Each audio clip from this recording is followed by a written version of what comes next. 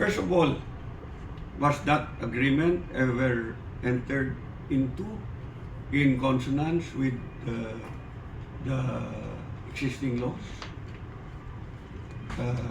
Kita nga PPP. You are familiar. We have 3 lawyers there. Attorney David, Attorney Chona, Attorney Opinion. May proseso kita.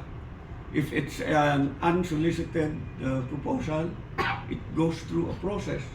Tapos ang process na, may bidding ka pa.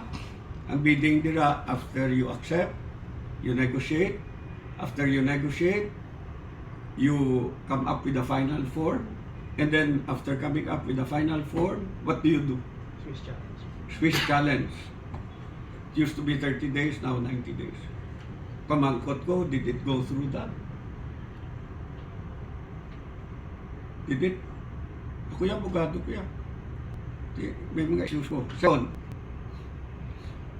kita tag-iyas ang duta. I'm very familiar with that plan. You know why?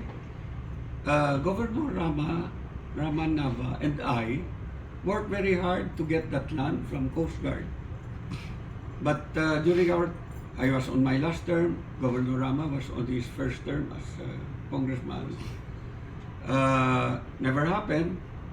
But when President Pinoy came in, Senator Frank worked so hard to get Malacanang to issue that presidential proclamation giving the city 1.5 hectares of land. What is the value?